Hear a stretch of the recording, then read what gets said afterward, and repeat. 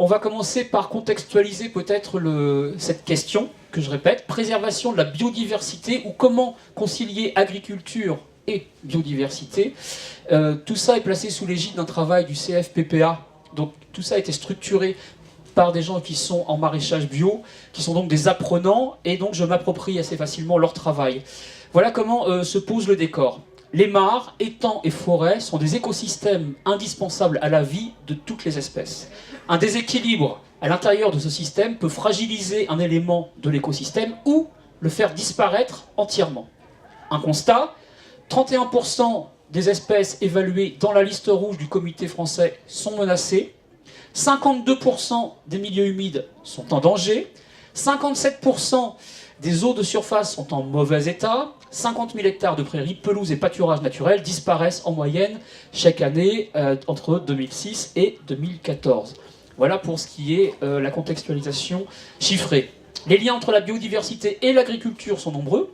Les semences sont devenues un secteur considéré comme stratégique. Le travail du sol avec labour répété et profond a un effet négatif sur la faune, la flore et le réchauffement climatique. Les pesticides sont considérés comme un responsable majeur du déclin de la biodiversité. L'impact des OGM sur la biodiversité. Les méthodes de fertilisation, la pollution de l'eau et ses conséquences sur le vivant, les rotations des cultures. Donc voilà, autant d'éléments qu'on va essayer de scanner, de lister. Ce que je vous propose, c'est que nous tournions vers ceux qui sont à même de répondre, d'alimenter ce débat. Nos experts qui vont se succéder. Donc, dans l'ordre, Bernard Couillard, vous êtes le représentant de la Chambre d'agriculture. Vous pouvez peut-être nous dire un peu quelle est votre mission rapidement, et puis on va laisser la parole à chacun. Vous avez un micro qui vous attend là. Je vous laisse opérer. Bon, je me présente, Bernard Couillard, je suis élu à la Chambre d'agriculture et agriculteur, je dirais, fraîchement retraité, puisque mon fils vient de reprendre l'exploitation. Je suis basé à l'Essai. Donc, si je participe à ce débat, c'est que, bon, on nous l'a demandé, et puis on sait qu'à la Chambre d'agriculture, je suis engagé dans une démarche d'agriculture et de conservation depuis près de 20 ans, puisque mon frère et moi, à l'époque, nous avions bénéficié d'un CTE. Alors, déjà deux éléments intéressants. CTE, traduction pour tout le monde, et qu'est-ce que c'est que l'agriculture de préservation? Alors le CTE, c'est un contrat territorial d'exploitation. Ça a été fait sous l'égide du ministre de l'Agriculture de l'époque, qui était M. Jean Glavany, qui ont passé un contrat avec l'État justement pour améliorer ces pratiques. Et le départ de ce souhait de partir avec ce CTE, c'était de se dire faut qu'on gagne du temps, tiens, le labour, on perd du temps avec ça, ça nous paraît pour mal, on va foncer là-dedans. Et puis on l'a fait 1 an. Et puis au bout d'1 an, on s'est dit non, faut qu'on aille plus loin que ça. L'arrêt du labour, c'est pas gagner du temps. Il faut que nous, on se réapproprie l'agronomie. Nous, agriculteurs. On dit là, c'est pas la charrue, certes, c'est un outil, mais non. Il faut qu'on trouve autre chose. Donc on s'est réapproprié l'agronomie.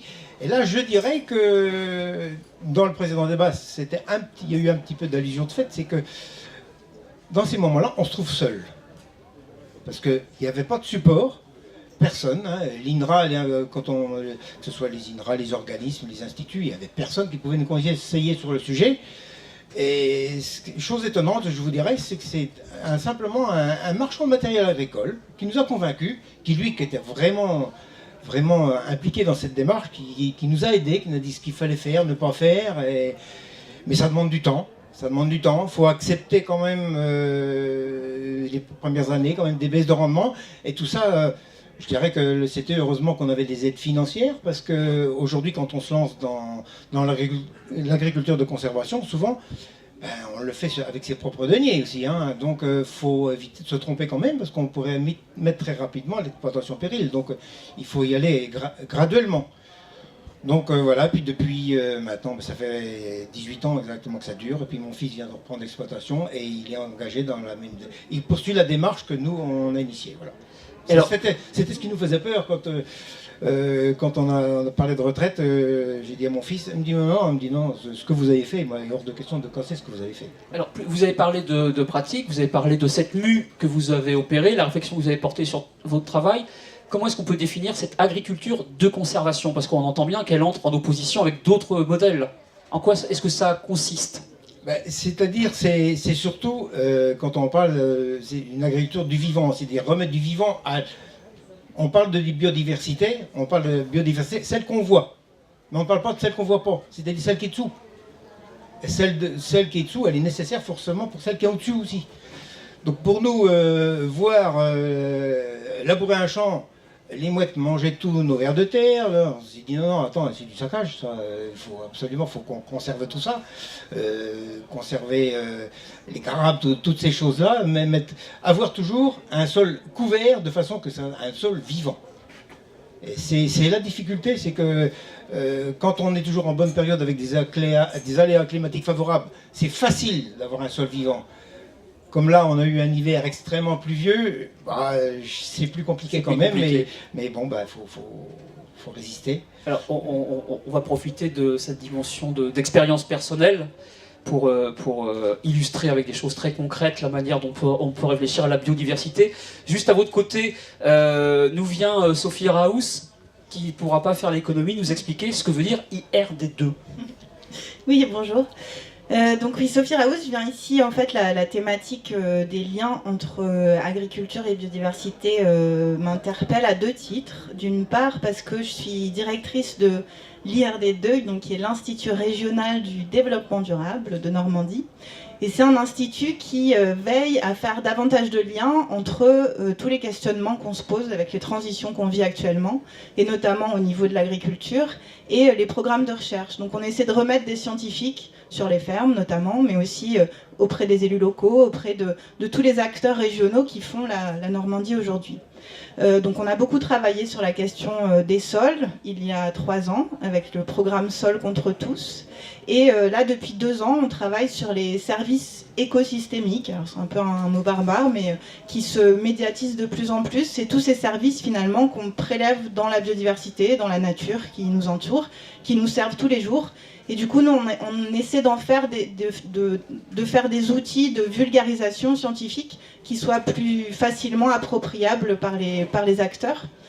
Donc je suis ici à ce titre-là, et puis mon autre casquette qui me fait m'intéresser à cette problématique, c'est que je suis vice-présidente de l'Association française d'études des sols, et qui est une société savante qui regroupe une communauté de pédologues. Alors on parle beaucoup d'agronomie, mais c'est ce que vous disiez à l'instant, on s'intéresse finalement pas énormément à la biodiversité qu'il y a sous nos pieds, et on la connaît très peu aussi. On connaît aujourd'hui que 10% de cette biodiversité qui vit dans les sols.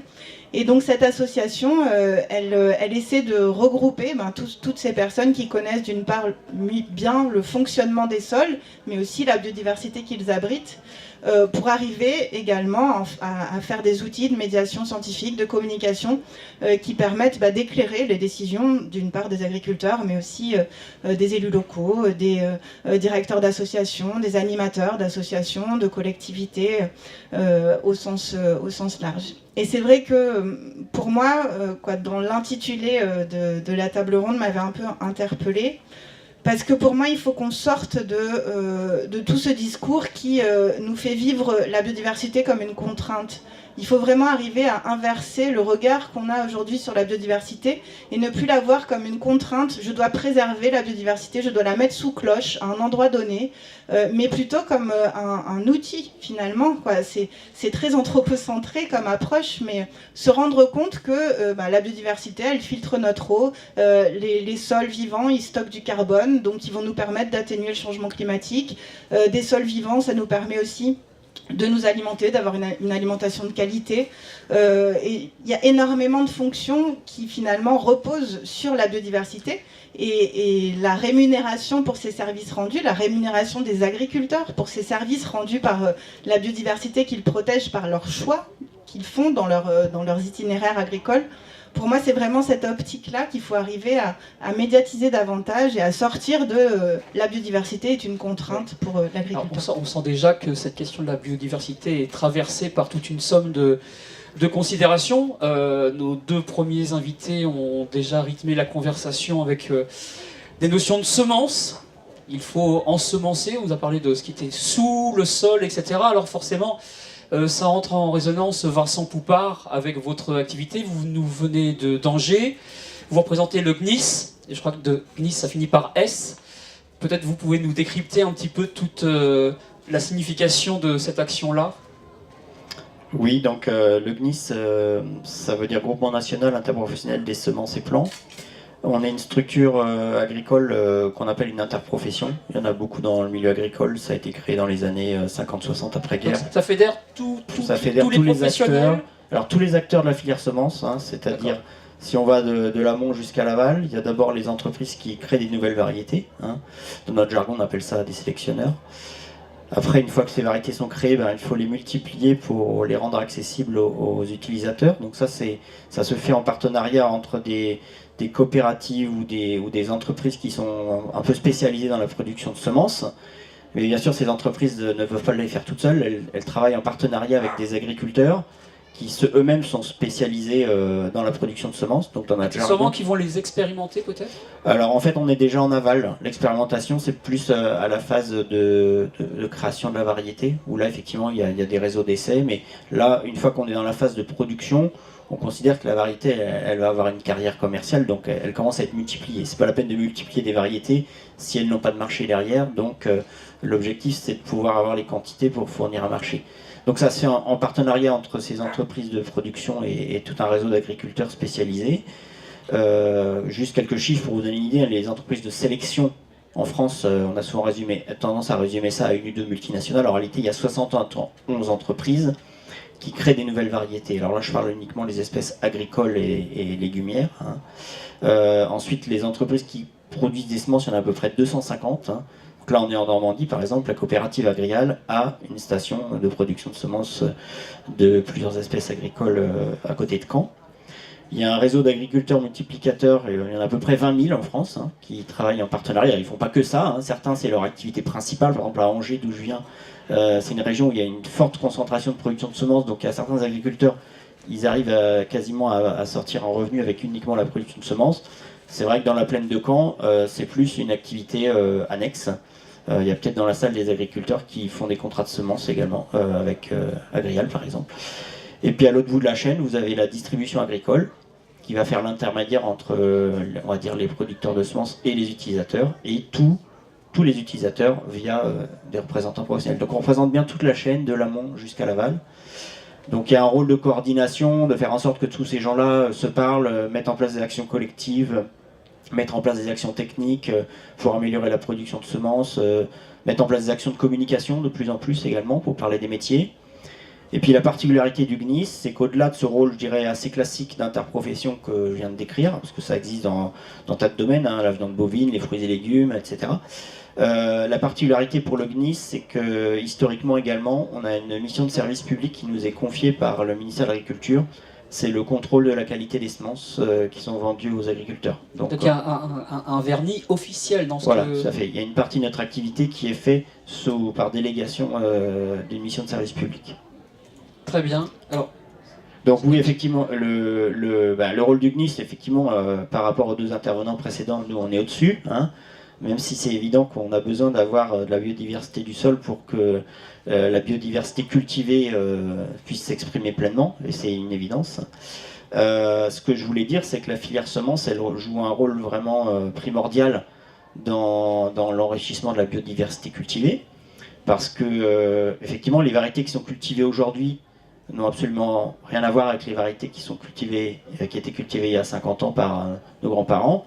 Et on sait très bien que les variétés de demain, elles seront encore différentes de celles d'aujourd'hui. Hein. Est-ce qu'il n'y a pas un geste contraire justement dans ce que vous dites? Dans biodiversité, il y a le mot diversité, et vous êtes amené, quand vous racontez l'action de ce que se propose de faire le GNIS, il y a le terme de sélection. Donc on pourrait imaginer qu'il y a un geste un peu schizophrène où on parle de diversité et en même temps on contraint l'œuvre en sélectionnant? Est-ce que ça ne veut pas dire qu'on élimine justement? La sélection, c'est évidemment de l'élimination, mais ce qu'il faut bien avoir en tête, c'est que la sélection, elle n'a pas démarré hier. En réalité, si on regarde bien l'histoire, la sélection, elle a commencé à partir du moment où donc ça a démarré au néolithique. Hein. À partir du moment où l'homme s'est sédentarisé. Un mardi, je crois. Et voilà, c'était ça, vers 17h. Et a eu besoin de constituer des réserves de nourriture et de gérer des stocks, quoi. Et donc, ça s'est fait progressivement de manière empirique. L'homme de l'époque, ce qu'il faisait, c'est qu'il retenait les plantes avec les plus beaux épis. Enfin, il a forcément retenu des choses dont l'œil était attiré. Hein. Juste pour donner un petit exemple, les ancêtres du blé, ce qu'il faut savoir, c'est que les grains, ils n'étaient pas attachés sur l'épi. En fait, dès que ça arrivait à maturité, ça tombait au sol. Donc l'objectif, progressivement, ça a été de retenir des plantes où les grains restaient attachés pour pouvoir assurer déjà une récolte plus importante et en même temps une forme de conservation.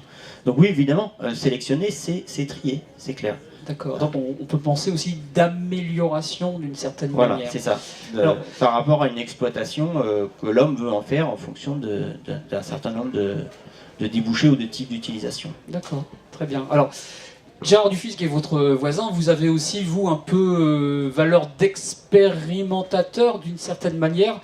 Vous êtes formateur au Bec et Loin, vous pouvez peut-être nous expliquer d'abord ce que c'est que le Bec et Loin et qu'est-ce qui s'y passe et comment les choses s'y passent. Voilà, alors le Bec et Loin, bon, tout le monde ne connaît pas Charles et Perrine, mais c'est les deux personnes qui ont fondé le lieu. Hein, peut-être géographiquement on peut le situer, c'est pas inintéressant. C'est dans l'Eure, c'est pas entre Bernay, enfin une trentaine de kilomètres de Bernay, on va dire. Donc à l'origine, effectivement, et ça remonte pas si loin, puisque c'était dans les années 2006 à peu près, où ils sont arrivés sur leur ferme. Ils ont eu un parcours où ils étaient jardiniers à l'origine, simplement. Charles était jardinier, et petit à petit, il est devenu maraîcher parce que ça l'a branché de faire ça, en fait. Et puis, dans un deuxième temps, ils ont découvert la permaculture, et ils se sont plongés dedans, les mains, les bras et le corps tout entier, quoi, en fait. Alors, permaculture, concrètement, quelle forme et quelle pratique ça invite? Alors, permaculture, ça veut dire faire avec le vivant. Faire avec le vivant, respecter le vivant. Et puis, les enjeux, quelque part, c'est de permettre à l'homme de durer sur la planète, quoi, en fin de compte. Ça veut dire ne pas détruire l'écosystème dans lequel on se trouve, mais l'utiliser. Ça veut dire on ne va pas l'exploiter, on ne va pas le détruire. Donc la vie du sol, dont on en parlait tout à l'heure, est quelque chose de vraiment important, quoi, pour le coup. Donc voilà, et ensuite, bon, il y a eu un certain nombre d'études qui ont été menées. Bon, dans un premier temps, il y a eu une étude technico-économique, on va dire, sur le maraîchage, mais il y en a eu d'autres, notamment sur les pollinisateurs qui étaient présents sur la ferme. Et en fait, ce qui apparaît, c'est que plus la performance écologique est importante, plus la performance économique est importante aussi. Ça veut dire que, là je rejoins un petit peu ce qui a été dit tout à l'heure, c'est pas une contrainte du tout, c'est vraiment un pilier sur lequel il faut s'appuyer. Et bon, la permaculture c'est ça, mais on le démontre quelque part. Voilà, donc les méthodes qui sont utilisées là-bas tendent à le prouver. Alors justement, vous êtes un praticien, Bernard Couillard, vous êtes un autre praticien, vous nous avez dit être un retraité, mais qu'en tout cas la pérennité de l'exploitation est assurée par votre fils. On avait tout à l'heure, lorsqu'on a posé le décor, un tableau un petit peu mortifère avec des espèces qui disparaissent, des milieux naturels qui sont en danger. Vous nous avez dit, vous de votre côté, avez réfléchi sur votre travail, peut-être amender vos pratiques. Qu'est-ce qui a été le déclencheur? Qu'est-ce qui vous a invité à penser votre travail différemment et invité dans la danse cette notion d'agriculture de conservation? Je dirais d'abord la curiosité aussi, même si en 2000 on n'avait pas Internet, hein, c'était le début, il y avait des revues. Et bon, on s'est un peu formé comme ça et c'était un peu compliqué parce que on avait la chance de temps en temps d'avoir des reportages, je prendrais pour citer un journal national agricole qui s'appelait La France agricole, de téléphoner à La France agricole pour savoir si on pouvait avoir en direct la personne. Alors de temps en temps ils acceptaient et donc en dialoguant avec d'autres personnes, on s'est rendu compte que nous, dans le milieu qu'on est sur l'essai, la biodiversité ne paraissait pas trop impactée. Par contre, quand on discutait avec des gens, alors peut-être dans la Marne, dans le Berry, des choses comme ça. Là, ça commençait à leur poser une sérieuse question quand même. Là où il y avait des modèles agricoles différents. Voilà, notamment les très très grandes plaines céréalières, où c'est que là, la diversité, c'est simplement du blé, de l'orge et puis du colza, et puis ça s'arrête là. Donc des bosquets qui ont disparu, des talus qui ont disparu. Et ces gens-là, eux, se sont posé la question en disant, mais on n'a plus les bosquets, on n'a plus les talus, il faut qu'on se serve de notre sol. Donc, ils ont réintroduit la biodiversité avec leur sol, mais les pauvres, je comprends que souvent ils sont seuls. Donc ça nous a interrogés et on s'est dit, ben nous, notre région, on a encore la chance, on a les talus, on a tout ça. Bon, ben essayons encore de conserver tout ça, parce que c'est vrai que si on n'y prend pas garde, on prendra un mauvais chemin. Hein. Essayons de conserver. Alors justement, Sophie Rose, vous êtes juste pile dans mon champ de vision, et je viens de me rappeler que IRD2, D2, c'est développement durable. Comment est-ce qu'on fait pour prolonger le geste qui a été initié par Bernard? Comment est-ce qu'on installe, comment est-ce qu'on préserve? Je crois qu'un autre levier qui peut être intéressant d'échanges que j'ai pu avoir avec des agriculteurs, c'est le volet santé. C'est quand même un déterminant pour amener le changement de pratique. Certes, il y a santé du consommateur, de l'agriculteur. Santé de l'agriculteur. Qui est en contact direct. Où on a beaucoup d'agriculteurs qui se questionnent aujourd'hui parce que ils ont des problématiques de santé qui sont de plus en plus préoccupantes. Et du coup, une agriculture qui s'appuie davantage sur la biodiversité, c'est aussi une agriculture qui protège davantage la santé de l'agriculteur aussi. Donc ça peut être aussi un déterminant pour le changement de pratique. Après, vous me posez la question sur comment est-ce qu'on arrive à pérenniser finalement et puis surtout à démultiplier ces démarches agricoles. À mon sens, le principal frein aujourd'hui, il est de la connaissance. C'est comment est-ce qu'on arrive à remettre cette connaissance, parce que vous parliez de permaculture à l'instant, il faut quand même une connaissance de la manière dont fonctionnent les écosystèmes pour arriver à en profiter et à pouvoir tirer un revenu agricole de son installation. Donc pour moi, c'est vraiment ça l'enjeu, c'est de pouvoir remettre de la connaissance sur les installations agricoles pour redonner de l'autonomie aux agriculteurs en termes de connaissances, en termes de capacité d'innovation. Et là-dessus, je pense que les démarches de GI2E ou de groupes de FRCIVAM, en tout cas... Là, vous êtes obligé de faire une toute petite pause et de décrypter un tout petit peu les sigles. Les groupements d'intérêt économiques et environnementaux, des démarches qui sont développées par les chambres d'agriculture, qui sont encouragées par les chambres d'agriculture, ou bien des regroupements par tous les syndicats agricoles, mais en tout cas, pouvoir accompagner les agriculteurs à la structuration en groupe qui se regroupent pour pouvoir redévelopper une capacité d'innovation. Parce que ces nouvelles méthodes qui s'appuient davantage sur la biodiversité, que ce soit agriculture de conservation, ou bien aller jusqu'au passage en bio, ou bien qui sont un peu englobées sous le terme d'agroécologie finalement, toutes ces méthodes-là, elles pourront se développer si les agriculteurs peuvent les expérimenter. Et aujourd'hui, ils n'ont pas suffisamment de latitude économique sur leur installation pour avoir cette capacité d'innovation. Mais par contre, en groupe, un tel il va tester tel truc, un tel il va tester un autre truc, et le fait de pouvoir échanger de cette manière-là, pour moi, c'est aussi un outil très fort pour arriver à pérenniser ces méthodes agricoles qui s'appuient davantage sur la biodiversité. Alors justement, Gérard Dufis, je vois que vous êtes dans les starting blocks, j'ai bien vu, mais 2, Sophie vient de scander le mot agroécologie, et on a entendu que même sous ce chapeau-là se logeaient des parcours différents. Est-ce que la permaculture peut être rangée dans l'univers de l'agroécologie, d'une part, et vous êtes aussi un expérimentateur, et on a parlé d'expérience, de retour d'expérience. Est-ce que la permaculture est un champ d'expérimentation? Complètement, oui. Moi, je pense que, je pense pas. Il y a plusieurs périodes dans l'évolution agricole. Les agriculteurs d'autrefois, on va dire avant-guerre, avant la Seconde Guerre mondiale, ce qui dominait, c'était le travail humain. Ça veut dire énormément de travail pour obtenir une production. Ensuite, il y a eu énormément d'énergie pour obtenir une production. Ça, c'est toute la période industrielle qui existe encore. Ça veut dire qu'on va avoir un circuit linéaire, on va utiliser énormément d'énergie et puis on va obtenir une production derrière. Le futur, c'est de la connaissance, hein, c'est clair. Ça veut dire que on s'appuie, le pilier c'est effectivement la biodiversité hein, et le vivant, donc on s'appuie sur des connaissances et ça, l'agriculture de demain c'est une agriculture de la connaissance, c'est clair, à mon sens. Vincent Poupart, on a parlé d'interprofession, donc on a parlé de plusieurs professions, sinon mêlées, mais en tout cas enchaînées les unes aux autres.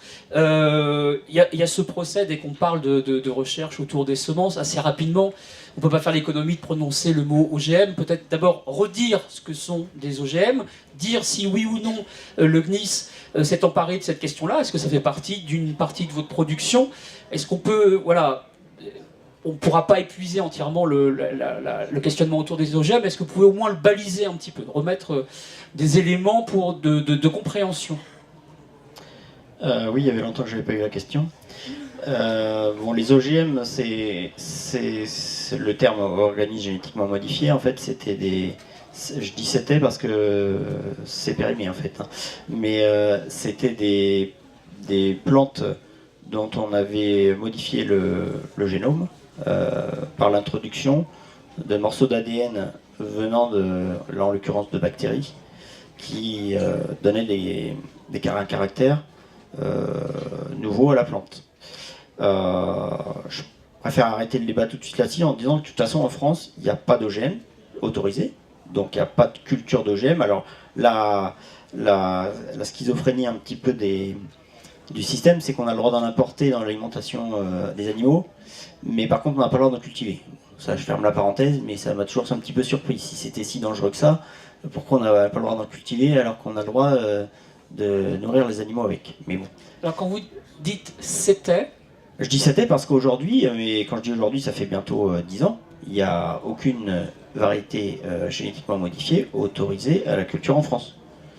Donc, et d'autre part, je dirais la technologie OGM aujourd'hui, elle est dépassée. Hein. C'est-à-dire que si l'on veut, aujourd'hui, on est capable avec des biotechnologies de faire des choses différemment et sans introduire de gènes extérieurs à la plante. Parce que ce qui était beaucoup reproché, donc les OGM, c'était... quand j'ai démarré ma carrière, c'était dans les années 90, donc ça remonte quand même à quelques années. Hein. Il y a eu des progrès scientifiques énormes, hein, comme dans tous les domaines, et aujourd'hui on est capable d'apporter des caractéristiques nouvelles sans introduire de gènes venant d'une autre espèce. C'était le principal reproche qui a été fait, c'était de dire vous faites des choses qui se produiraient pas spontanément dans la nature. Alors justement, est-ce que vous pouvez nous éclairer, parce qu'on avait cette crainte, je vais le réduire de manière un peu, le résumer de manière un peu lapidaire, que la créature Frankenstein échappe à son créateur, et vous nous parlez de nouvelles, je ne sais pas, techniques, technologies. Est-ce qu'on doit, d'abord, quelles seront-elles, et est-ce qu'on n'a pas de crainte à nourrir par rapport à cet aspect contamination d'un milieu naturel? Aujourd'hui, ce qu'il faut bien avoir en tête, c'est que les entreprises qui créent de nouvelles variétés, ça se crée d'abord dans les champs, les variétés. Hein. Le travail d'un sélectionneur, c'est de croiser des plantes. Et les croiser des plantes... comme on l'a toujours fait. Comme on l'a toujours fait, ou comme ça s'est fait, comme ça se fait tous les jours spontanément dans la nature. Sauf que là, on définit qui on va utiliser comme papa et qui on va utiliser comme maman. D'accord ? Et le croisement se fait par pollinisation. Quand on parle de technique de laboratoire, c'est plus de dire, un sélectionneur, qu'est-ce qu'il cherche ? Il cherche à combiner dans une même plante des caractéristiques venant d'un parent papa, on va dire, et d'un parent femelle, pour obtenir dans une variété des caractéristiques qui vont l'intéresser.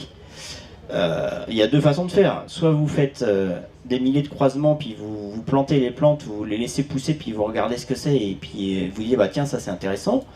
Sauf que maintenant, comme on commence à comprendre le fonctionnement des gènes, on commence aussi à ce qu'on appelle les caractériser, c'est-à-dire être capable de les repérer. Et bien, avec des techniques de laboratoire, on est capable beaucoup plus vite de savoir si, quand on a fait un croisement entre deux plantes, le gène qui va donner la caractéristique attendue, il est présent dans la descendance, mais avant même de l'avoir fait pousser.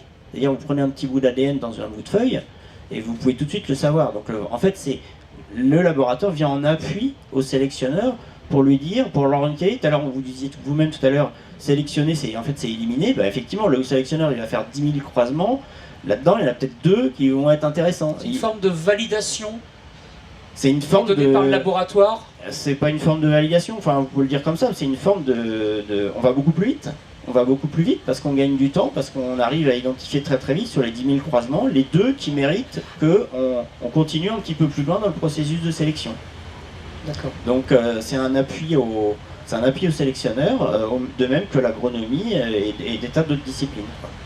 Alors, le CNIS édite un catalogue de références qui ont une dimension officielle. Quel est le statut exact du CNIS? Alors, je vais vous corriger, en fait c'est pas le CNIS qui édite le catalogue, en fait le catalogue il est défini par le ministère de l'Agriculture.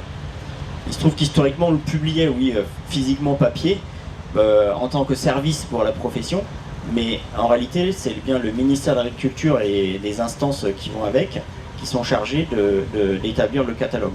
Le catalogue, qu'est-ce que c'est? C'est une liste de variétés qui sont autorisées une liste des variétés agricoles et de légumes qui sont autorisées à la commercialisation et donc à la culture. Historiquement, donc les premiers catalogues ils remontent aux années 1930, c'était pour le blé. L'idée c'était qu'à l'époque, quand la filière blé commençait à se structurer, il y a des marchés parallèles qui se mettaient en place, parce qu'il n'y a rien qui ressemble plus à une variété de blé qu'un autre grain de blé, donc l'œil du paysan peut, ou alors vraiment les grands experts mais ne peuvent pas les différencier. L'idée c'était de vérifier qu'on ne vendait pas 2 fois la même chose sous un même nom. Et l'idée c'était de dire qu'on ne vendait pas en gros de la cochonnerie aux agriculteurs, mais que ce qui était vendu présentait un vrai intérêt. Donc en fait on a un petit peu comme les appellations d'origine contrôlée, et le hasard veut que ce soit 1936, donc un peu une concordance de temps, où par l'appellation d'origine contrôlée on garantit l'origine. C'était ça le ferment, le ressort premier, garantir l'origine et la qualité. Voilà, c'était une forme de protection de l'utilisateur, c'est-à-dire on vous garantit que la variété qui s'appelle rouge de Bordeaux, il répond à telle caractéristique. Et donc l'agriculteur, quand il faisait le choix de dire moi sur mon exploitation je vais acheter telle variété, il sait à l'avance, parce qu'il y a eu des essais dans différents réseaux, il sait à peu près les caractéristiques qu'il attend à avoir dans les conditions de son exploitation. Voilà. Alors, quand on s'appelle IRD2, développement durable, comment est-ce qu'on s'empare de cette question-là? Parce que vous êtes au plus près de l'utilisation, du conseil, de l'observation. Sur les semences, on n'a pas énormément travaillé encore, puisque là, on aurait pu approfondir sur la biodiversité des semences, mais pour l'instant, on ne l'a pas fait. On s'est plutôt intéressé à la biodiversité des sols, présente dans les sols. Donc je ne saurais pas dire, mais par contre dans la qu'il y a une méthode... adéquation justement entre la vie du sol. Est-ce qu'un sol réagit différemment à une qualité de semence, à une famille de semences? Encore une fois, moi je ne suis pas la scientifique. Par contre, on peut mobiliser sur ces thématiques-là. Nous, notre travail à l'IRD2, c'est de pouvoir mobiliser des chercheurs pour venir répondre à des questionnements qui pourraient être assez précis. Moi là, un questionnement qui me venait, c'était pourquoi est-ce que la sélection des semences se fait à l'extérieur de l'exploitation agricole et plus par l'agriculteur? C'est aussi aller vers une forme d'assistanat de l'agriculteur, puisqu'il se désempare par cette méthode-là de la sélection des semences qu'il peut avoir et qui seront adaptées à son sol et qui seront adaptées à son environnement. Et du coup, ça peut questionner sur le fait d'externaliser cette sélection. On a la chance d'avoir plusieurs micros. Oui. Vincent Poupard, je vous laisse vous en parler. Puis, je pense que Bernard voudra aussi apporter son point de vue. Alors c'est vrai qu'historiquement, les tout premiers sélectionneurs, ça a été les agriculteurs. Ça, c'est une évidence. Et je dirais que jusque dans les années, jusqu'aux des années 1800 et quelques, ça se passait comme ça, mais de manière strictement empirique. C'est-à-dire qu'il y avait un agriculteur qu'il y avait une variété chez lui. Les développements de variétés se faisaient par mouvement de population. Donc on retrouvait des variétés de la zone nord, on se retrouvait un jour dans la zone sud. Il y avait des formes d'adaptation. En plus, on n'était pas sur des variétés aussi homogènes qu'aujourd'hui, donc il y avait des adaptations qui se faisaient en local. À partir du moment où il y a eu les premiers progrès scientifiques, qu'on a commencé à comprendre les modes de fécondation et de reproduction des plantes, parce qu'à l'époque, on ne savait pas. Hein. Donc ça, c'est les premières lois de Mendel, la génétique, enfin, rappelez-vous vos cours de biologie. Je dirais qu'on est rentré dans une phase où la sélection s'est faite avec l'appui des découvertes scientifiques de l'époque, qui se sont développées. Et puis, je dirais que progressivement, la partie sélection est devenue un métier à part entière. Ça, c'est parce que l'objectif, c'était une d'aller hyper spécialisation. Il y a eu une spéciale, alors peut-être pas une hyper spécialisation immédiatement, mais il y a eu certains agriculteurs qui se sont spécialisés dans la sélection. Donc il y a encore aujourd'hui en France des grandes maisons de semences dans le nord de la France qui sont en fait des descendants de gens qui étaient à l'origine de création de grandes variétés. Et puis progressivement, effectivement, comme vous le dites, les agriculteurs ont considéré que c'était plus forcément leur métier à partir du moment où on leur proposait des variétés, parce que mine de rien, créer des variétés, j'ai oublié de le préciser dans l'introduction, mais créer une nouvelle variété pour une entreprise semencière, même aujourd'hui, avec les moyens modernes d'appui à la sélection par les laboratoires et les biotechnologies, c'est entre 8 et 10 années de recherche. Entre le premier croisement, là, papa-maman, et le fait que j'aurai les semences qui vont être proposées à la vente, il va se passer entre 8 et 10 années. Donc il y a quand même un investissement recherche qui est important. Donc effectivement, progressivement, il y a eu une prise en main, il y a eu une externalisation, parce que les agriculteurs, à l'époque, considéraient que, effectivement, c'était pas leur boulot, quoi. Alors, sauf qu'aujourd'hui, ça rejoint sans doute la remarque de ma voisine, on observe dans certaines régions, même si ça reste encore marginal, des expériences de groupes d'agriculteurs qui voudraient revenir qui à des variétés. Ce geste de réapproprier ce geste et qui souhaitent éventuellement revenir à des variétés beaucoup plus anciennes. Et quel serait l'enjeu? C'est retrouver une forme d'autonomie, retrouver une forme de propriété? Quel est l'enjeu? Voilà, c'est ça, je pense que c'est essentiellement la notion d'autonomie vis-à-vis de la semence. Hein. Après, effectivement, tout ça n'est pas, à mon sens, transposable à toutes les formes d'agriculture. Ce genre de Donc c'est encore valeur de laboratoire, ce qui est entrepris, oui, ces oui, initiatives, et puis les ce genre éparges. de démarche, on l'observe surtout au niveau de ce qu'on appelle les paysans boulangers. J'ai vu qu'il y en avait un qui était là aujourd'hui, c'est-à-dire qu'on est dans un circuit hyper court, hyper fermé, où l'agriculteur il va avoir sur son exploitation une variété qu'il considère adaptée à son terroir. Il va faire lui-même sa propre récolte et son pain qu'il va vendre à un échelon local. On voit bien qu'aujourd'hui, ce schéma-là, c'est compliqué de l'envisager à une échelle plus grande, parce qu'après, vous rentrez dans des filières aval qui, elles, ont des exigences, des cahiers des charges qui, parfois, imposent même la variété à l'agriculteur parce qu'ils savent que la caractéristique... Un des dangers qu'on ressent, c'est une des craintes, certainement, qui invite les gens à maîtriser la totalité de leur mais en même temps, travail. On comprend qu'un industriel, lui, il va avoir besoin d'exploiter pour faire de la brioche, donc il attend d'avoir un profil... On parle bien de modèles, voilà, qui ne sont pas forcément pas transposables. Oui. Alors justement, Bernard Couillard, vous vouliez réagir en contrepoint, puisque vous le vivez en tant qu'agriculteur, et que là on a une variété de spaghettis qui est en train de se développer de manière clandestine sous la table. Oui, donc je pense qu'il ne faut pas... je ne cherche pas à s'opposer en disant les semenciers et puis non, on a bien compris qu'il y avait des parcours, des modèles qui étaient par contre, on a besoin en tant qu'agriculteur aussi... les semences, on se les approprie aussi malgré tout. On fait une culture, on se dit ah c'était pas mal quand même, mais on devrait peut-être continuer à essayer de faire cette semence-là. Et je suis persuadé d'une chose, moi, c'est que je pense qu'il y a des semences, une fois qu'elles sont dans votre sol, je ne suis pas scientifique, hein, mais là c'est simplement mon expérience qui fait que je pense que ces plantes-là, ces semences-là, elles s'acclimatent à votre sol, elles se plaisent dans votre sol. Donc de temps en temps, dire pourquoi ne pas récolter quand même celle-ci. Par contre, de temps en temps, utiliser les semences sélectionnées, moi je dis que oui, ça nous rend service parce que au bout d'un certain temps, des fois, il peut arriver certaines maladies, des caries, des choses comme ça, qu'on se dit peut-être l'usure du temps. J'en sais rien, comme je dis, je ne suis pas scientifique, mais j'aime bien allier les deux, moi. Garder un peu de semences de chez moi, en acheter aussi. Donc, pas de dogmatisme, en tout cas. Non, mais je veux aussi conserver comme une sorte de part d'autonomie aussi, malgré tout, parce que, malgré tout, c'est notre petite sélection à nous. Hein. On va revenir sur cette question de l'autonomie. Monsieur Dufis, vous vouliez réagir? Oui, je vais réagir tout simplement parce que sur ce sujet-là, les semences, au niveau du Bec et Loing, il y a une expérience qui est en cours actuellement.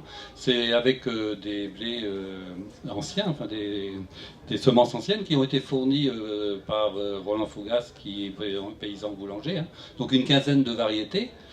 C'est l'année 3, ça veut dire qu'ils ont été implantés sur la ferme du Bec, dans un endroit qui n'est pas du tout approprié pour faire des cultures de céréales. L'objectif, c'est quoi? C'est d'arriver à obtenir une semence qui survive dans cet environnement-là et qui permette de produire du pain, tout bêtement, de bonne qualité gustative, quoi. Donc c'est l'année 3, ça veut dire qu'il y a une quinzaine de variétés de blés anciens qui ont été proposées par justement ce paysan boulanger pour leur qualité organoleptique. La première année, il y a eu une récolte. Il y avait déjà des variétés qui avaient disparu, bien sûr, puisqu'elles ne se sont pas implantées du tout. Et on s'aperçoit que petit à petit, il y a une variété qui est en train d'apparaître, qui correspond tout à fait à l'écosystème du lieu, quoi. Très bien, une adaptabilité. C'est ça. Parfait. Si on veut vraiment épuiser cette question, puisqu'on parlait de la propriété, régulièrement reviennent les noms de Monsanto sur le devant de la scène. Comment est-ce qu'on anime, comment est-ce qu'on résout cette question-là? On entend qu'il faut garder une forme d'autonomie, on développait des nouvelles, on sait que dans l'univers de la viticulture, on essaie de ressusciter des variétés anciennes et ça oblige à s'affranchir des pépiniéristes dits officiels, etc., etc. Comment est-ce qu'on invite le mot Monsanto dans cette conversation-là? Je vous vois sourire, voilà, vous auto-désignez comme volontaire. Parce qu'il ne faut pas être dogmatique, je suis d'accord avec ce que vous disiez, on peut pas dire c'est ni tout blanc ni tout noir. On parle quand même de propriété et de dépendance. Et on sait que transposer sur des pays, sur des continents, là où on a des gens qui ont un projet formé de longue date et qui savent le raisonner et l'expliquer, on sait qu'il y a aussi des gens qui sont dans une dépendance éminemment plus forte, spécialement lorsqu'on parle de pays en développement. Donc il y a quand même un levier très fort. La seule chose que je vois aujourd'hui, c'est que si on veut pouvoir développer des modèles agricoles qui s'appuient davantage sur les écosystèmes dans lesquels ils sont, donc les différents sols, sur une exploitation agricole, on peut avoir 10-15 types de sols différents. Donc si on veut pouvoir avoir des modèles agricoles qui soient mieux adaptés aux écosystèmes dans lesquels ils s'insèrent, la question des semences, on doit redonner de l'autonomie aux agriculteurs. Je ne dis pas que ce doit être l'agriculteur qui est en autogestion sur les semences, je n'ai pas assez d'éléments, notamment économiques, pour pouvoir affirmer cela, mais en tout cas donner un petit peu plus d'autonomie, toute l'autonomie qu'on pourra redonner aux agriculteurs sera bonne pour que les agriculteurs puissent se réapproprier, et surtout les jeunes, se réapproprier le métier d'agriculteur, de paysan dont on parlait tout à l'heure. Alors, quand on... Moi j'avais une remarque, c'était... bon, vous avez cité le nom d'une multinationale. Je rappelle qu'en France, je dis bien en France, il y a 71 entreprises qui créent une nouvelle variété, donc il n'y en a pas qu'une. Est-ce qu'elles sont propriétaires de cette variété? Ah bah oui, à partir du moment où il y a eu un acte, il y a eu 10 ans de recherche, l'entreprise détient, on va dire, il y a un retour sur investissement qui est nécessaire. Alors ça, on peut l'entendre, mais dans un peu part, vous savez aussi que le reproche qui est fait à Monsanto, c'est la dépendance de l'agriculteur. Personne n'oblige l'agriculteur à acheter la variété de Monsanto. Donc à partir du moment où il l'achète... Donc il souscrit un système. Ah bah oui, évidemment. Enfin, je veux dire, ce que je veux dire par là, c'est qu'à partir du moment où il reproduit lui-même la variété de Monsanto sans son autorisation ou sans payer une royalty, on est dans le même débat que tout ce qui concerne la propriété intellectuelle sur les œuvres artistiques. Vous écoutez une chanson, vous la dupliquez pour la filer à vos copains, c'est pas légal. Enfin, je veux dire, c'est normal que l'artiste ou que le créateur... Je rappelle que le droit de pouvoir vivre d'un travail de création, enfin en tout cas d'amélioration, c'est inscrit dans les droits de l'homme. Si on veut bien loger la musique dans l'univers du loisir ou de la culture, là on parle quand même du vivant, donc de la population, etc. Donc les enjeux sont... Oui, mais regardez, monsieur Dubec-Loin, il a dit qu'ils avaient récupéré des variétés. Aujourd'hui, ce que j'ai pas précisé plusieurs choses, c'est qu'aujourd'hui les semenciers sont les premiers à être demandeurs de conserver la biodiversité, parce que quand ils font des croisements pour créer des nouvelles variétés, ils ont besoin d'avoir ce qu'on appelle les ressources génétiques. Si vous croisez toujours les mêmes variétés, c'est comme dans l'espèce humaine, vous allez faire la consanguinité, ça termine mal en général. Donc ils ont besoin d'avoir des ressources génétiques relativement larges. Donc ils se sont très rapidement, les semenciers, il y a plus de 50 ans, organisés en réseau pour conserver les variétés qui tombaient à l'abandon parce qu'elles n'avaient plus de marché, donc elles sortaient du catalogue, mais eux se sont organisés pour maintenir en réseau de manière à pouvoir conserver... de conservatoire, donc. Ah, c'est des réseaux de conservation des ressources génétiques. Mais donc les variétés d'il y a 50 ans, donc ça c'est coordonné par l'INRA en lien avec les semenciers. Mais effectivement, quand le Bec-et-Loing veut récupérer des variétés de blé d'il y a 50 ans, il s'adresse à ce réseau et il leur envoie un échantillon. Et est-ce qu'il y a du sens à conserver toutes les variétés? Et comment expliquer du coup la disparition de certaines? Le sens, c'est de le fait que la variété d'hier qui n'avait pas d'intérêt, peut-être que demain, avec les nouveaux enjeux, on va se rendre compte qu'elle présente un intérêt, alors non pas en tant que telle en propre, mais par rapport au fait qu'elle va contenir intrinsèquement des caractéristiques qui vont intéresser. Dans le même ordre d'idée, il y a ce qu'on appelle les espèces apparentées. Par exemple, la pomme de terre, c'est une solanacée. Il y a plein d'autres solanacées sauvages qui contiennent ce qu'on appelle des gènes de résistance aux maladies. Donc c'est des plantes qui peuvent se croiser entre elles puisque c'est la même famille botanique et qui présentent un intérêt énorme dans la sélection et la création de nouvelles variétés de pommes de terre. Donc de la même ordre d'idée, l'INRA et les entreprises qui travaillent sur la pomme de terre maintiennent des réseaux de ces plantes apparentées sauvages parce que demain ça leur servira. Et ce que je voulais dire aussi tout à l'heure, c'est que j'ai oublié de préciser que le secteur semencier, la France est leader dans ce domaine. On est le premier pays semencier au niveau européen, on est le deuxième exportateur mondial de semences. Ce qui fait qu'on est leader depuis, et que donc la balance commerciale, fort heureusement, on est dans un secteur d'activité qui est excédentaire. Ce qui fait que ça se développe, c'est notamment l'exportation vers les pays de l'Est, Russie-Ukraine, pour des espèces comme tournesol, betterave, maïs. Ces pays-là, jusque dans les années 90, c'était l'ère soviétique, les kolkhozes, une recherche vieillissante et des variétés de population qui n'avaient pas bougé depuis les années 50. Et quand ils ont découvert, je dirais, les variétés et la génétique européenne, le gap de rendement et d'autres caractéristiques était tellement important que je dirais que la notion d'autonomie du paysan, etc., le retour sur investissement, il était immédiat, en incluant le coût de la semence. Donc, c'est comme ça. Les variétés d'avant les années 30 ou 50 en France, en blé, je pense que monsieur, il a vécu une partie de l'histoire de la section du blé. On a eu une période où la progression des rendements par la génétique, c'était 1 quintal par hectare et par an. Je ne sais pas si vous vous rendez compte. Si vous pouvez nous donner un ordre d'échelle par rapport à des... on est passé en l'espace de 50 ans de variétés qui faisaient de l'ordre de 1 tonne de rendement à l'hectare à des variétés dans la plaine de Caen qui font plus de 10 tonnes aujourd'hui. Alors, on parle du rendement, mais bien sûr, toutes les autres caractéristiques ont également été travaillées dans le même ordre d'idée. On entend bien cette notion de performance qui peut être vertueuse. Très bien. On a aussi entendu, vous avez convoqué des exemples vieillissants, Kiev, etc. Bernard, tout à l'heure, vous nous avez dit que, oui, il faut être professionnel, il faut éteindre son téléphone.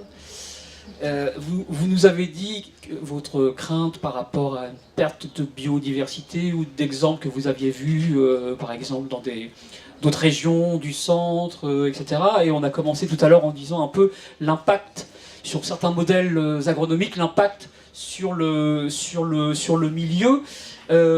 Comment est-ce qu'on en est arrivé là, d'une part, et autre part, est-ce qu'il ne faudra pas à un moment, plus que les marchés, on a eu des débats aussi sur des marchés internationaux qui exercent une aimable pression sur l'agriculture française, est-ce qu'il y a un moment où on devra encadrer, alors économiquement, légiférer peut-être, Est-ce que c'est une question qui a lieu d'être pour préserver la biodiversité? Et j'invite tout le monde, évidemment, à s'emparer de cette question-là. Je dirais qu'il n'y a pas un moment, c'est le moment. C'est maintenant. Monsieur parlait des semences, des nouvelles variétés qu'on peut avoir à 100, 120, 130 quintaux. Je suis d'accord, pas de problème, on les a. Mais bon, pour avoir ces rendements-là, qu'est-ce qu'on met en face aussi, hein? Nous, on a fait partie du club des 100 quintaux des années 90, par exemple, et finalement, on a réussi à le faire. Qu'est-ce qu'il faut comprendre par qu'est-ce que l'on met en face? Vous parlez de traitement? Les traitements, les fongicides, les choses comme ça, forcément, parce qu'on utilise quand même des doses d'azote qui font que la plante, elle a un développement exceptionnel, et donc il faut quand même bien l'aider, parce qu'elle ne va pas pouvoir résister à cette charge qu'on lui inculque. Donc aujourd'hui, je suis plutôt dans une démarche inverse en me disant, un blé, en réduisant les marges, un petit 70 quintaux, pourquoi pas, ça me va, moi. Juste peut-être un petit désherbage, et puis basta, un quart de fongicide avec des produits de biocontrôle, et puis on arrive à faire 70 quintaux, pourquoi aller en faire En termes de marge aujourd'hui, je crois que celle-là, elle est importante. On peut encore faire du rendement raisonnable, avec des charges raisonnables et raisonnées, je trouve. Alors, d'autres temps, d'autres mœurs, mais est-ce que cette réflexion, elle invite une autre question, celle de la qualité alimentaire? Parce qu'on va pouvoir raisonner en termes de parcours technique, on va pouvoir raisonner aussi en termes de biodiversité, on va pouvoir raisonner en termes d'agroécologie, enfin souci de l'environnement, mais au final, on a des produits qui ont une vocation alimentaire. Est-ce qu'on n'abandonne pas une partie de la qualité alimentaire dans ce cheminement-là? Question ouverte. Pour continuer, je pense que effectivement, je pense qu'il faut quand même qu'on mette un frein à cet emballement. Mais je ne suis pas partisan du retour en arrière non plus. Hein. On a compris que vous militez pour une agriculture qui vit avec son époque. Il faut vivre avec son temps, et puis il faut en corriger tous les excès. Et c'est vrai que l'alimentaire, aujourd'hui, on le voit bien, il est partout. Tout le monde veut de la qualité.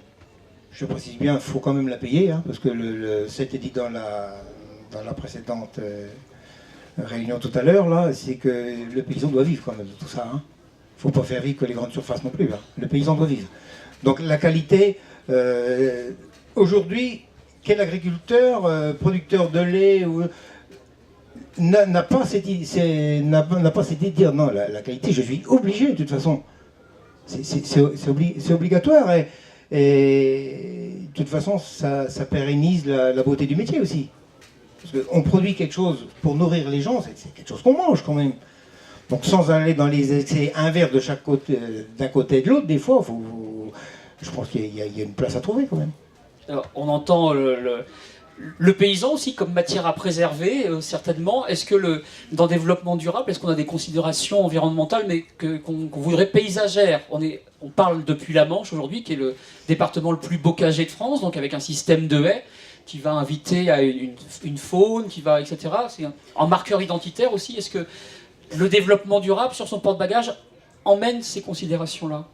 Alors oui, le développement durable emmène ces considérations, mais c'est plutôt ce que je disais en introduction, c'est cette approche d'une agriculture qui, en s'appuyant sur la biodiversité, va fournir certes un service alimentaire, donc elle nous fournit une alimentation de qualité, mais aussi un service de loisirs pour nos paysages, aussi un service d'épuration de l'eau, un service de stockage de carbone et d'atténuation du changement climatique. C'est aussi avoir cette vision beaucoup plus large de l'agriculture et de tout ce que ce changement dans nos modèles agricoles, ce à quoi ça peut nous rendre service, et ça permet aussi de responsabiliser davantage le citoyen aussi, parce que l'agriculture, c'est pas que l'alimentation. Tous les services que rend l'agriculture aujourd'hui, ils sont très larges. Et plus l'agriculture s'appuiera sur la biodiversité et s'intégrera dans son écosystème, plus elle sera performante pour fournir ces services-là. Donc ça, pour moi, c'est Et par performance, on ne parle pas forcément d'économie d'espèces sonnantes et trébuchantes. Non, c'est aussi la santé de l'agriculteur, sa santé mentale, sa santé d'exposition à des produits qui c'est vraiment la prise de conscience pour l'agriculteur aussi de cette volonté de changement de pratique. On parle d'enjeux, on parle de dimension sociétale. Vincent Poupart, vous représentez une interprofession qui sait dire le passé, qui sait penser le présent et qui se projette sur le futur. Est-ce que vous pouvez déjà nous éclairer sur peut-être les enjeux qui se profilent et peut-être ce qu'est notre demain, notre lundi matin, à quoi est-ce qu'il va ressembler? Alors ce ne sera pas lundi matin parce que malheureusement dans le domaine des semences on est, je vous l'ai dit tout à l'heure, sur du temps long. Un temps lent. Un temps long. On peut le redire, donc, le temps agricole c'est voilà. un temps long. Donc effectivement il y a des choses qui ont été initiées déjà il y a plusieurs années. On commence à voir apparaître certaines choses, mais ça mettra encore du temps, parce qu'entre les premiers prototypes, entre guillemets, et des choses beaucoup plus performantes sur ce qu'on recherche, ça prend du temps. Dans l'intervention précédente, il y avait un agriculteur qui témoignait en disant qu'aujourd'hui, sur son exploitation, par rapport à ce qu'il avait vécu il y a pas mal d'années, il mettait nettement moins de fongicides, il n'avait plus qu'une intervention insecticide, etc. Donc, ça pour dire qu'effectivement, il y a déjà eu tout un travail de résistance aux maladies qui a été faite, qui a été initiée il y a plus de 10-15 ans, qui commence à porter ses fruits. Ce qu'il faut bien voir, c'est que l'agriculture actuellement est en pleine mutation, moi c'est le terme que j'utilise en général, on est confronté à tout un tas de challenges pour l'avenir, c'est-à-dire qu'il y a la population mondiale qui ne cesse de progresser, qu'il faudra continuer à nourrir, hein. Il y a la réduction des terres agricoles qui malheureusement est inéluctable, hein. À chaque fois que vous construisez une route, à chaque fois que vous construisez un supermarché, vous enlevez des terres agricoles, hein. Je ne sais plus le chiffre exact, mais je crois qu'on perd l'équivalent d'un département de terres agricoles tous les 2 ans ou quelque chose comme ça. Enfin, tous les 10 ans, on perd l'équivalent de la surface d'un département en terres agricoles. Je ne sais pas si vous vous rendez compte. Et le prochain, c'est le Maine-et-Loire, on m'a dit. Je ne sais pas si ce sera le premier, mais en terres agricoles, mais ce serait dommage. Non, je taquine parce que Angers est un des pôles de recherche autour du végétal et c'est un clin d'œil amusé, voilà, une taquinerie gentille. Tout à fait. Et donc j'ai dit augmentation de la population mondiale, réduction des terres agricoles, réduction drastique des produits phytosanitaires. Ça a été dit également précédemment, on ne reviendra pas en arrière, donc il va y avoir de plus en plus des produits de biocontrôle ou d'autres méthodes alternatives qui se mettront en place, et ça peut aller vite. Et puis le réchauffement climatique, on l'oublie, on ne l'a pas dit dans les débats, mais il y a un réchauffement climatique réel dans la Manche, bientôt il y aura des palmiers. Donc il faut que tout ça, les variétés d'aujourd'hui, je l'ai dit tout à l'heure, c'est pas les variétés de demain, et ça va aller encore plus vite.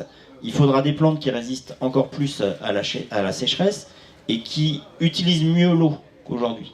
Donc tout ça, c'est un tas de paramètres à combiner qui fait que quand vous prenez tous ces paramètres qui sont évolutifs de l'agriculture et de la société en général, il va y avoir un travail autour de l'agronomie, c'est évident. Le travail autour du sol, ça en fait partie pour moi.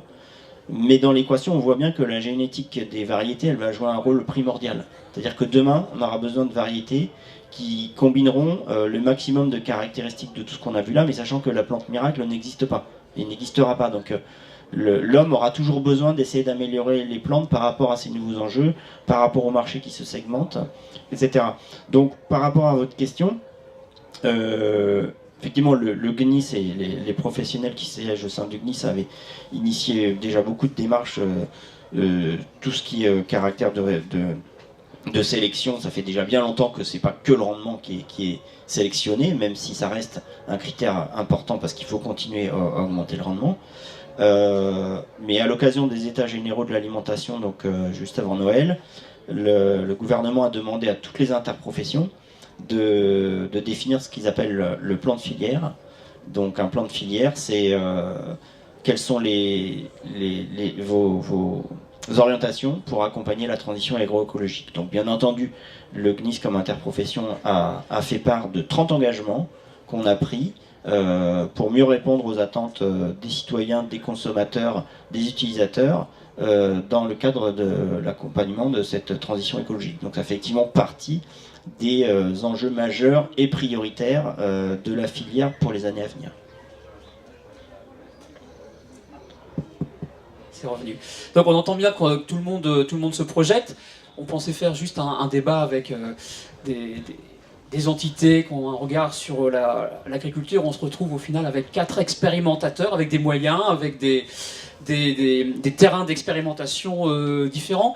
Peut-être sur la permaculture, on a parlé via Vincent Poupart de ce problème de terre qui se réduisent sans cesse. Est-ce que la permaculture est un des moyens de répondre à C'est cette un élément de réponse en termes de maraîchage, hein, puisque c'est surtout ce qui est utilisé, mais aussi en termes de forêt-jardin, hein, qui produisent aussi. Hein. C'est de pouvoir utiliser au mieux les terres qui sont disponibles, tout en préservant la biodiversité, tout en préservant la nature, quoi. Et le constat qui peut être fait au Bec, c'est que malgré qu'on ait une présence humaine importante, malgré que sur le cœur intensif de la ferme on ait une production importante, la biodiversité explose par rapport à ce qu'était l'environnement au départ. Il y a eu des comptages qui ont été faits au niveau des abeilles, il y a aujourd'hui des comptages et puis des études qui sont faites au niveau des oiseaux. Et on s'aperçoit que c'est pas du tout contradictoire de développer la biodiversité sur un lieu et d'avoir une production importante sur ce lieu, quoi. Très bien. On comprend que la juxtaposition des témoignages et des expériences qui sont menées dans 4 univers différents, 4 moyens différents en amont, des choses qui ont même pu être empiriques, puisque vous avez mené votre expérience en avant, peut être une somme de réponses. On comprend surtout que tout ça est en gestation. La promesse a été faite que vous puissiez entrer dans le débat. Est-ce que vous voulez poser une question ou avoir un éclairage sur un des points qui auraient été avancés? Ça fout la trouille, hein. Une volontaire? Oui, je vais avoir 2 ou 3 questions, donc je commence par la plus rapide.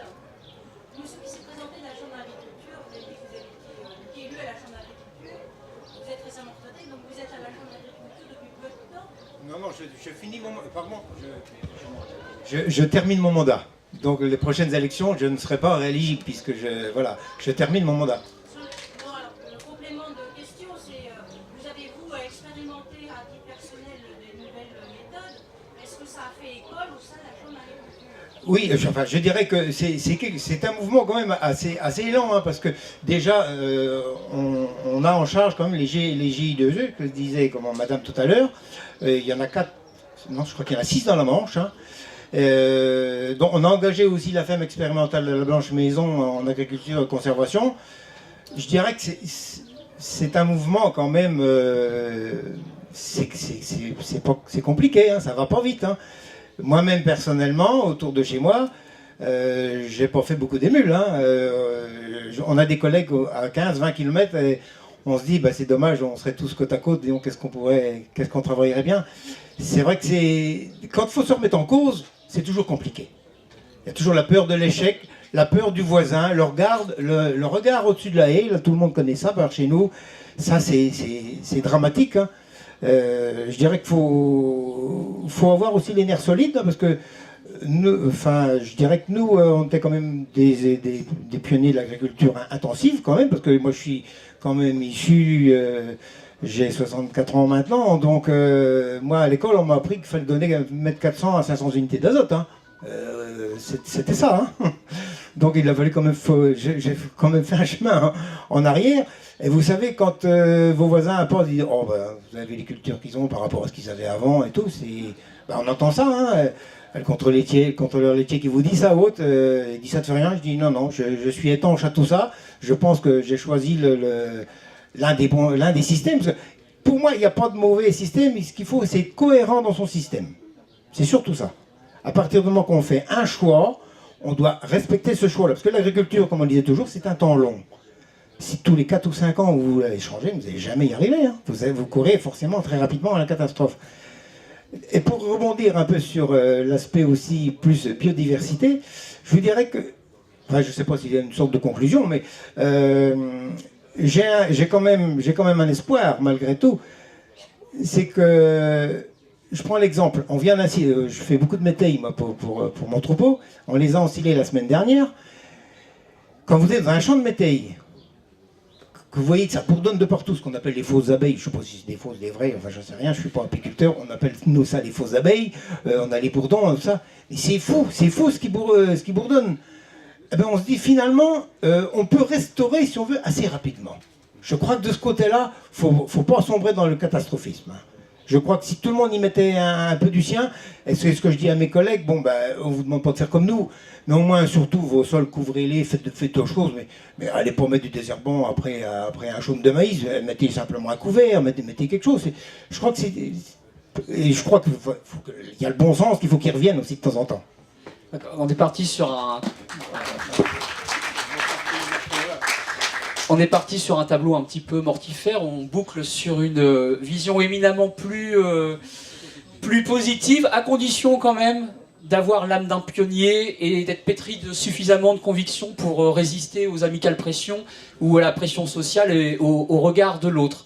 D'autres questions ? Juste une question par rapport aux semences, donc au maïs. Est-ce que, je ne sais pas si vous connaissez une militante issue de l'Inde qui s'appelle Vandana Shiv, et elle milite pour dire que la semence c'est un bien commun, donc que les paysans ne devraient pas payer pour un bien commun. C'est quoi votre... Nous commençons la totalité de la conférence. Voilà. Alors en fait, les agriculteurs aujourd'hui, chez lui, il a le choix. C'est-à-dire que s'il veut utiliser une variété ancienne qui est tombée dans le domaine public, il a parfaitement le droit de le faire, il a le droit de reproduire ses semences. La seule chose qu'il n'a pas le droit, c'est de les vendre à ses voisins. Parce que là, on tombe dans un acte commercial, et qui dit commercialisation dit contrôle qualité, certification des semences, de manière à garantir la qualité du produit. Monsieur te parlait tout à l'heure que de temps en temps, il va y réapparaître de la carie dans ses semences, et que du coup, il était obligé d'en racheter. Au moins, les semences qui sont vendues en France, elles ont un contrôle qualité pour vérifier que ça germe. Mais si l'agriculteur, chez lui, sur sa propre exploitation, il veut utiliser une variété qui n'est plus qui est libre entre guillemets de droit, il fait ce qu'il veut. Donc aujourd'hui, il n'y a pas d'appropriation du vivant par les semenciers. Il y a juste une demande de rétribution sur les variétés modernes, je dis bien sur les variétés récentes, par rapport au travail de recherche et d'amélioration des plantes. Quand monsieur dit, moi effectivement de temps en temps, ça m'arrange quand même de racheter les semences parce que les nouvelles, faut reconnaître qu'au travers de cet achat de semences, il rémunère les 10 années de recherche qu'il y a eu avant pour arriver à cette nouvelle variété. Donc les deux choses sont pas incompatibles. Après, je connais pas bien le sujet de Vandana Shiva, mais je sais que c'est en Inde, donc on n'est pas dans le contexte de la France. Je pense que là-bas, il y a peut-être des pratiques assez différentes, donc je préfère pas m'engager là-dessus. Mais en tout cas, en France, sachez que un agriculteur, sur son exploitation, il est libre de reproduire des semences de variétés qui sont dans le domaine public sans rien devoir demander à personne. Voilà. Je ne sais pas si ça répond à votre question. On a épuisé nos temps de parole autant que les piles du micro, donc je vais conclure rapidement avec un éclairage. On va prendre un tout petit peu large avec la viticulture, puisqu'on a parlé de réchauffement et des gens plantent de la vigne dans la Manche. Sachez qu'arrivent les cépages Piwi, qui sont des cépages dits résistants, qui ont été développés pour résister par exemple au mildiou et qui ne nécessitent pas de traitement, pesticides, etc. Alors, c'était en expérimentation, un certain nombre sont agréés, aujourd'hui, arrivent, commencent à arriver. Donc notre univers, puisqu'on est quand même très arc-bouté sur la chose du vin en France, deuxième excédent commercial, commencez à recomposer votre univers, même jusqu'à l'univers sensible, parce que ce ne sont pas seulement d'autres sonorités de noms de vins un peu exotiques, ce sont aussi d'autres goûts, d'autres odeurs, d'autres arômes qui vont arriver dans le cercle et dans votre verre. Quant à dire s'ils sont bons ou meilleurs, c'est le registre du goût, donc c'est le registre de l'intime, donc c'est vous qui serez seul juge de cette question-là. Mais voilà, la France, grand pays du vin, c'est entendu, mais aussi grand consommateur de pesticides dès qu'il s'agit de vignobles. Alors, on verra s'ils s'installent dans le paysage. Allez, une conclusion. Une vraie. C'est même pas une conclusion, c'était juste mais je serai rapide. C'était juste deux informations, c'est que si ça vous intéresse cette approche sur les services écosystémiques, il y a une étude qui a été faite au national par plusieurs laboratoires de recherche qu'on va inviter, donc les chercheurs, qu'on va inviter en Normandie les 30 septembre et 30 août et 13 septembre prochains pour 2 soirées, donc vraiment de vulgarisation de scientifique et de vulgarisation réalisation de ces études, donc d'échanges avec ces chercheurs. N'hésitez pas à aller voir sur notre site internet de l'IRD2, il y a toutes les infos sur ces soirées. Ce sera l'occasion justement d'échanger avec eux sur ces approches. Et puis j'ai amené plusieurs exemplaires de 2 dossiers qu'on a fait de croisement du coup d'expertise de terrain et de chercheurs sur l'agroécologie et sur la biodiversité. Si ça vous intéresse, n'hésitez pas, j'en ai quelques exemplaires. Voilà. On a la bourre du client, vous voyez.